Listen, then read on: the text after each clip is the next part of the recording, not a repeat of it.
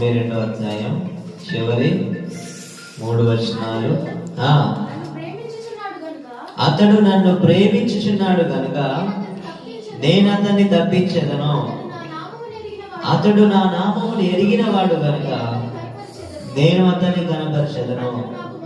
అతడు నాకు మొరపెట్టగా నేను అతనికి ఉత్తరం ఇచ్చేదను. శ్రమలో నేను అతనికి తోడై ఉండేదను.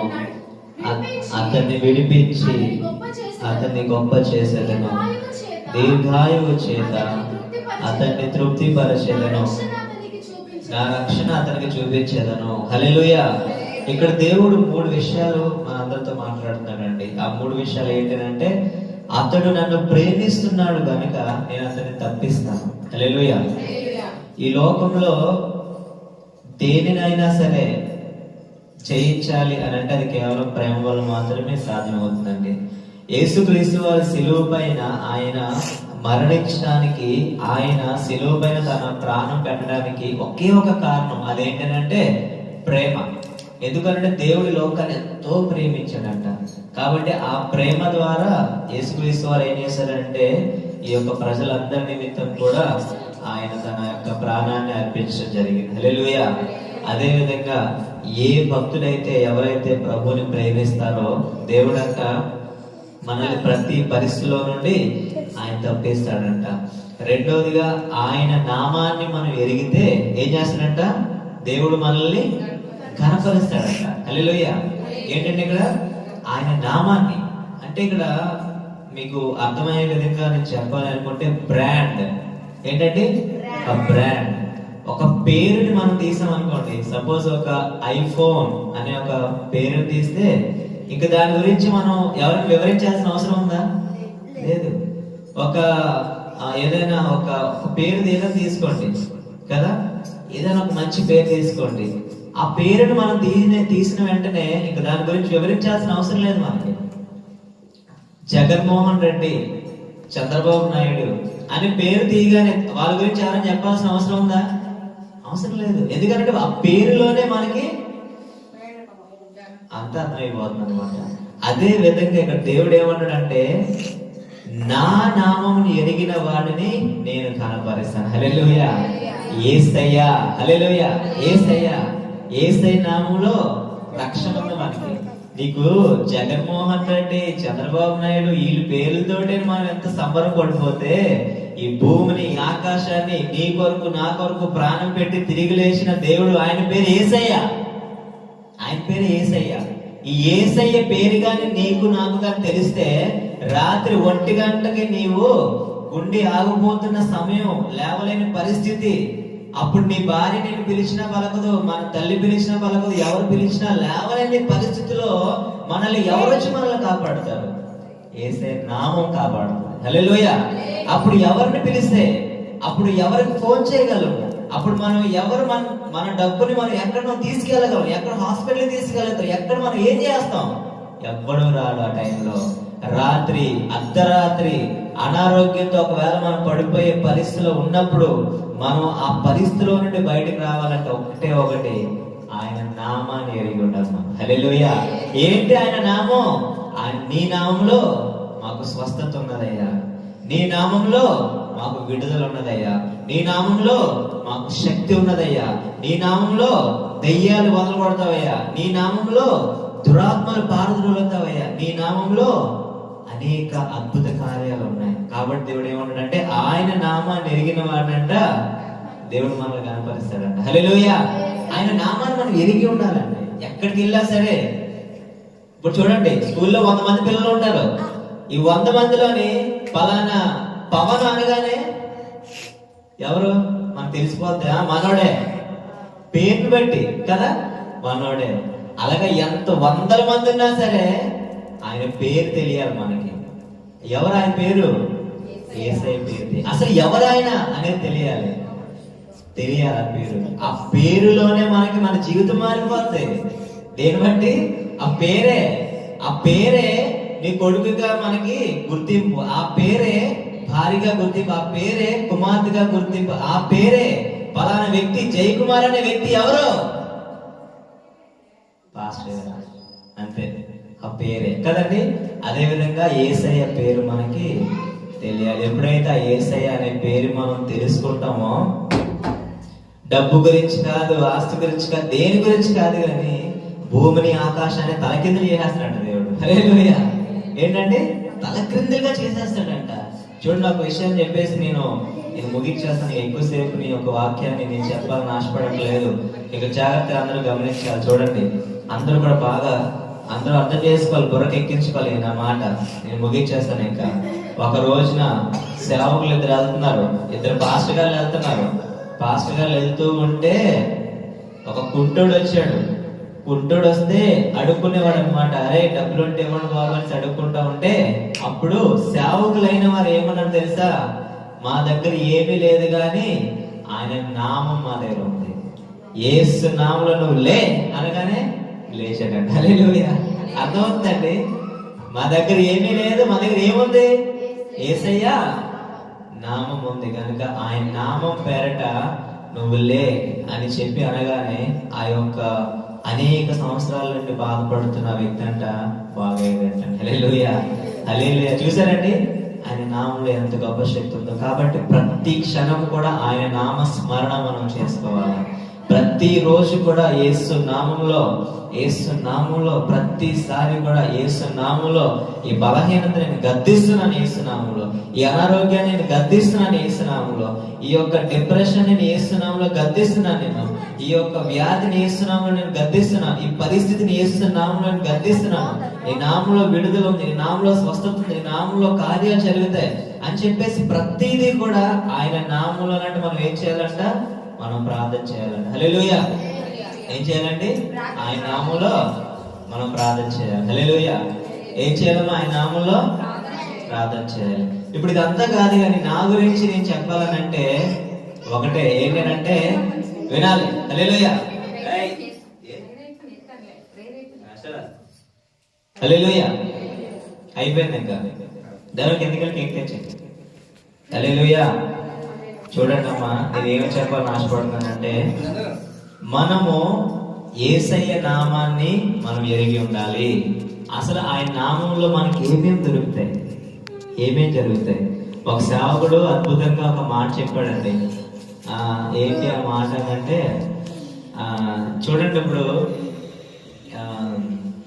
హాస్పిటల్కి వెళ్తాం. మనం హాస్పిటల్కి వెళ్ళిన తర్వాత రకరకాల వ్యాధులు ఉంటాయి. మనకి ఏమి ఇస్తాడు? టాబ్లెట్స్ ఇస్తాడు కదా. ఆ టాబ్లెట్స్ మనం వేసుకోగానే మనకి బాగా అయిపోతుంటది అనమాట కదండి. అర్థమవుతుందా? ప్రతిదానికి ఏదో ఒక టాబ్లెట్ ఇస్తాడు, ఏదో ఒక టాబ్లెట్ ఇస్తే మనకి బాగా అయిపోతుంటది. అదే విధంగా యేసయ్య ఇప్పుడు చూడండి, ఆ టాబ్లెట్స్ వేసుకోగానే మనకి ఎలాగైతే బాగైపోతుందో, మనకి రకరకాల వ్యాధులకి ఒకరి దగ్గరికి వెళ్తాం, డాక్టర్ గారి దగ్గరికి, మనకి బాగవుతుంటది. అదే విధంగా మనకి రకరకాల పరిస్థితులు ఉండొచ్చు. ఈ రకరకాల పరిస్థితులన్నిటికీ కూడా ఒకటే టాబ్లెట్ ఏంటంటే అది యేసయ్య నామము. హల్లెలూయా. ప్రతిదీ కూడా యేసుక్రీస్తు నామం మాత్రమే ఏంటంటే ఆ అనారోగ్యం నుండి, ఆ వ్యాధి నుండి, ఆ సమస్యలో ఉండి, ఆ పరిస్థితిలో ఉండి, మీరు ఎక్కడైనా చూడండి, దెయ్యాలు మొదలుకొని పరిస్థితులు ప్రతిదీ కూడా ఆయన రకరకాలుగా వెళ్ళినట్లుగా మనం చూస్తున్నాం. కానీ ఎటు చూసినా సరే ఒకటే, ఆయన నామంలో మనకు అన్ని ఉన్నాయి అన్నమాట. ప్రతిదీ కూడా ఉన్నాయి. తర్వాత ఏంటంటే, అతడు నాకు మొరపెట్టగా నేను అతనికి ఉత్తరం ఇచ్చేదను, శ్రమలో నేను అతనికి తోడై ఉండేదను, అతన్ని విడిపించి అతన్ని గొప్ప చేసేదను, దీర్ఘాయువు చేత అతన్ని తృప్తి పరిచేదను, నా రక్షణ అతనికి చూపించేదను. హల్లెలూయా. ఇక్కడ దేవుని యొక్క ప్లాన్ ఏంటంటే, దేవుని యొక్క పర్పస్ ఏంటంటే, మన యొక్క జీవితాన్ని ఆయన ఎక్స్పెండ్ చేయాలని ఆయన ఆశపడుతున్నాడు. హల్లెలూయా.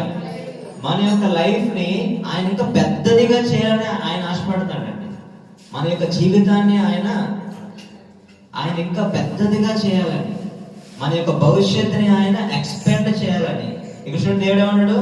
దీర్ఘాయువు చేత అతని తృప్తి పరిచేదను, నా రక్షణ అతనికి నేను చూపిస్తాను.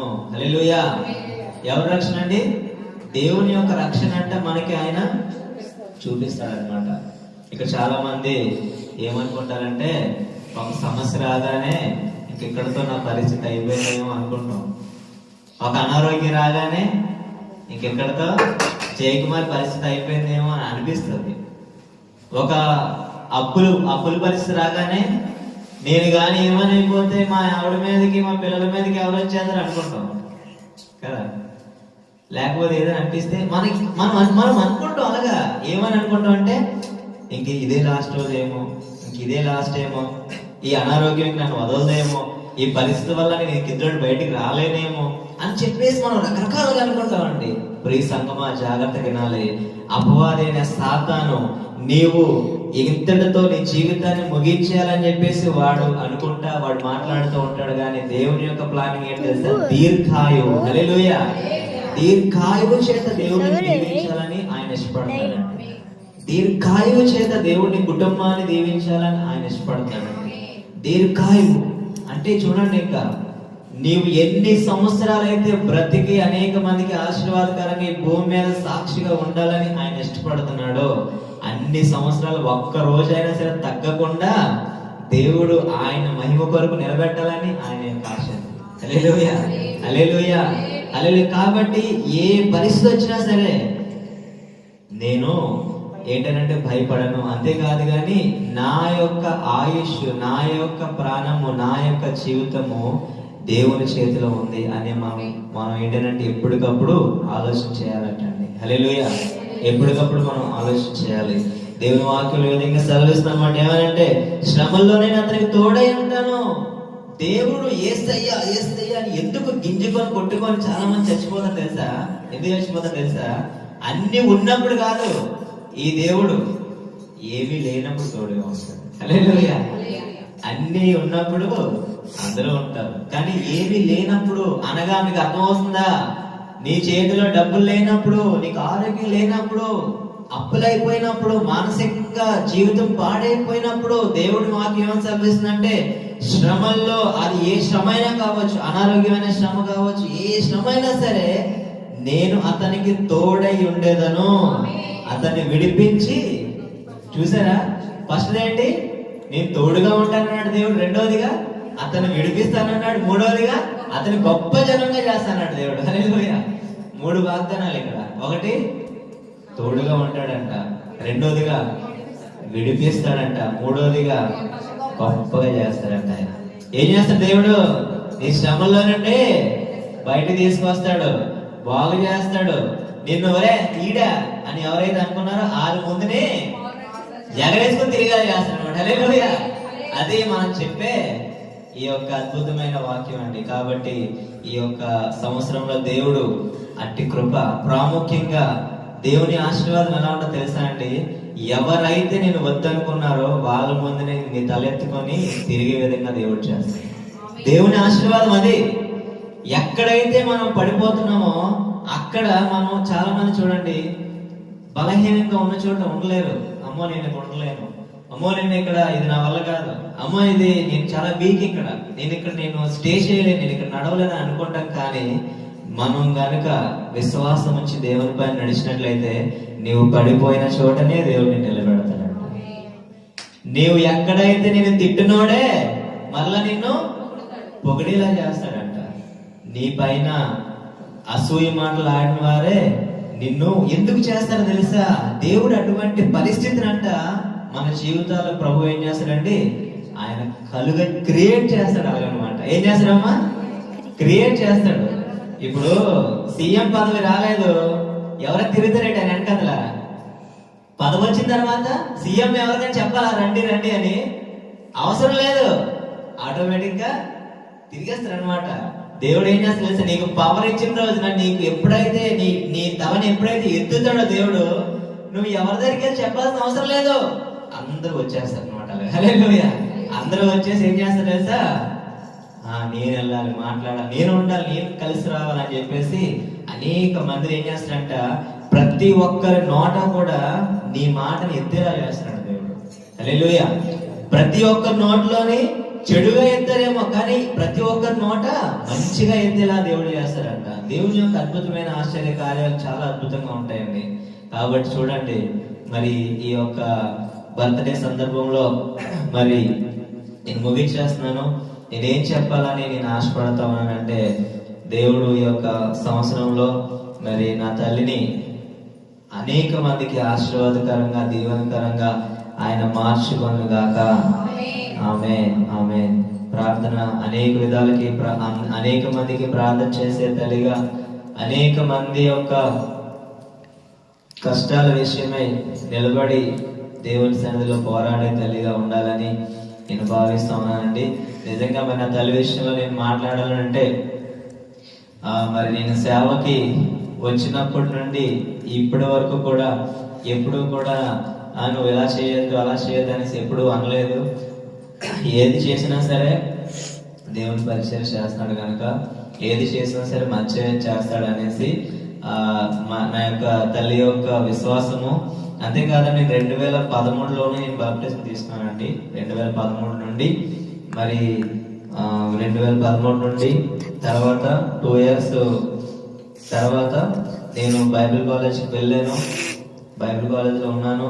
మరి 3.5 years వరకు బైబిల్ కాలేజ్లో ఉన్నాను. 3.5 years తర్వాత మళ్ళా అప్పుడు కూడా నా తల్లి నాకు సపోర్ట్ చేసింది. అప్పుడు నేనైతే చనిపోవాల్సిన పరిస్థితి, ఇంకా చాలా సన్నంగా అయిపోయాను, ఏమైపోతుందో తెలియని పరిస్థితి. అటువంటి అప్పుడు మరి ఏ తల్లి అయినా సరే ఉంచుతారా చెప్పండి ఒకసారి? ఎవరు ఉంచరు. నేను ఇంకా చనిపోతానేమో, ఎందుకంటే ఒక అబ్బాయి అలాగే చనిపోయాడు. అప్పటికే ఫీవర్ నాకు చాలా దారుణంగా ఉండేది. ఏదైనా ప్రార్థన చేసుకోవడం వల్ల మాత్రం తగ్గాలి అని చెప్పేసి వాళ్ళు చెప్పేవారు. దాన్ని చూసి మరి బట్టలు మాత్రమే కనిపించింది, మనిషిని అసలు కనిపించేవాడు కాదనమాట. మరి అటువంటి భయంకరమైన పరిస్థితిలో బైబిల్ కాలేజ్లో అక్కడ చాలా ఎన్నెన్నో మరి రకరకాలుగా తరగతి ఇచ్చేవారు. మరి ఏమైపోతాడని చెప్పేసి అనుకున్న అయినప్పటికీ కూడా మరి నా తల్లి సపోర్ట్ చేసింది. తర్వాత 4 సంవత్సరాల పాటు అస్సాంలో పరిచయం చేశాను. అక్కడ కూడా టైఫాయిడ్, మలేరియా అన్ని రకాల అనారోగ్యాలు వస్తాయి. అయినా సరే అక్కడ ఉండి పరిచయం చేశాను. అప్పుడు అక్కడికి వెళ్ళి నేను సేవకు వాకింగ్ చెప్పడానికి మరి వెళ్ళినప్పుడు కూడా నన్నైతే ఆటంకపరచుకుంటే అక్కడ పరిచయం విషయంలో మరి సహకరించారు. మరి అప్పటి నుండి ఇప్పటి వరకు కూడా ప్రతి విషయంలోని కూడా మరి పరిచయ విషయంలో సహకరించారండి. నిజంగా నేనైతే దేవునికి ఎంతగానో వందనాలు తెలియజేసుకుంటున్నాను. ఈ రోజుల్లో మీరే చెప్పండి, మీ పిల్లలు అన్ని మానుకొని దేవుని సేవ చేస్తానంటే ఎవరైనా పంపిస్తారా? పంపిస్తారా? ఉదయం రాత్రి దాకా ఎవరు పంపించరు కదండి, ఎవరు కూడా మరి పంపించరు. మరి పరిచర్య అంటే ఒక్క రూపాయి కూడా ఆశించకుండా చేసేది పరిచర్య. హల్లెలూయా. నేను అస్సాంలో ఉన్నప్పటి నుండి ఇప్పటి వరకు కూడా నేను ఎవరి దగ్గర కూడా ఒక్క రూపాయి ఆశించలేదు. ఆ విధంగా పరిచర్య చేసుకుంటా వచ్చామండి. ఇంకా నలుగురికి పెట్టాలి, అప్పు అయిపోయినా పర్వాలేదు కానీ అందరికీ సహాయం చేయాలి తప్ప ఎవరి దగ్గర కూడా నేను డబ్బులు కూడేసుకొని అవి మళ్ళీ బ్యాంకులో వేసుకొని ఏదేదో చేయాలని చెప్పేసి ఎప్పుడు చేయలేదు. ఆ విధంగానే మరి అంటే ఒక విషయం అర్థం చేసుకోండి, కుటుంబంలో ఒకరికి ఒక ఆలోచన వచ్చిందంటే ఆ ఆలోచన అందరికీ నచ్చాలి. నచ్చకపోతే అది జరగదు కదండి. మరి నేను ఏదనుకున్నప్పటికీ కూడా నా తల్లి అయితే ఫస్ట్ నుండి లాస్ట్ వరకు మరి నేనైతే ఒక్క రూపాయి కూడా సంపాదించలేదు. ఇప్పటికి చాలా సంవత్సరాలు అవుతుంది. నా కుటుంబానికి నేను ఏ ఒక్క రూపాయి కూడా నేను పెట్టలేదు. నేను అంతా కూడా మా కుటుంబంలోనే నేను వాడుకున్నాను తప్ప నాదైతే ఒక్క రూపాయి కూడా లేదు. హల్లెలూయా. ఓన్లీ ఒకటి యేసయ్య మాత్రమే ఉన్నాడు. హల్లెలూయా. మరి దేవుని నామం మాత్రమే, దేవుడు మాత్రమే నాలో ఉన్నాడు తప్ప నా నుండి నా కుటుంబానికి ఒక రూపాయి కూడా ఏ విధంగా కూడా మరి నేను జాబ్ చేసి మరి ఏదో చేసి నేను ఏది కూడా ఒక రూపాయి కూడా నా కుటుంబానికి ఈ యొక్క 2013 నుండి ఇప్పటి వరకు ఒక రూపాయి కూడా నేను ఇవ్వలేదండి. హల్లెలూయా. అయినా సరే మరి దేవుని సేవలో ఉండాలి, నలుగురికి మరి వాక్యం చెప్పాలి, పరిచయాల్లో వాడబడాలని చెప్పేసి అనేక విధాలుగా మరి ఆమె యొక్క తపన. హల్లెలూయా. నేను ఒక మాట చెప్పేసి నేను ముగించేస్తాను. ఏంటంటే మనం బయటికి కనిపించేది మాత్రమే పరిచర్య కాదండి. బయటికి కనబడకుండా వెనకాతల సపోర్ట్ చేసే వాళ్ళు చాలా మంది ఉంటారు. బయటికి కనిపించేది మాత్రమే కాదు. ఇప్పుడు నేను ఇలా నిల్చొని ఇప్పుడు ప్రార్థన చేసుకొని ఒక రూపాయి కూడా సంపాదించుకుని ఈ విధంగా చేస్తానంటే ఏ కుటుంబంలో కూడా ఎవరు కూడా ఊరుకోరండి. హల్లెలూయా. ఎవరికొరు ఊడుకోరు. ఎందుకనంటే ఇప్పుడు పెళ్ళి అయింది, వివాహం జరిగింది, రేపు పొద్దున్న పిల్లలు పుడతారు. అప్పుడు పరిస్థితి ఏంటి కదండి? రేపు మాపు ఒక ఏదైనా అనారోగ్యం వచ్చింది, ఏదైనా పరిస్థితి బాగలేదు, అప్పుడేంటి కదా? ఇలాంటి ఎన్నెన్నో ఆలోచనలు ఉంటాయి. కానీ ఏది ఏమున్నా సరే మరి నాదే ఏదైతే ఆలోచన ఉందో సేమ్ అదే విధంగా నా తల్లి యొక్క ఆలోచన. హల్లెలూయా. ఏదే విధంగా మరి పరిచయం చేయాలి, ఎంత పెద్ద మీటింగ్ అని ఏదైనా సరే చేయాలి అని అంటే చేయాలి అంతే. ఆ విధంగానే మరి కుటుంబం అందరం కూడా ఒక మాట మీద మేము కట్టుబడి మేము వెళ్తున్నామండి. అంతేగాని ఇక్కడ ఏదో వేరే విధంగా మరి ఏది కూడా ఏదంటే స్వార్థంగా అయితే అది కానే కాదు. మరి అన్ని విధాలుగా కూడా ఒకే మాట, దేవుని యొక్క పరిచయం చేయాలి, దేవునికి మహిమ తీసుకురావాలి, అనేక మందికి మరి ఈ యొక్క వాక్యాన్ని అందించాలి అనేది ఒకే మాట ప్రకారంగా నా తల్లి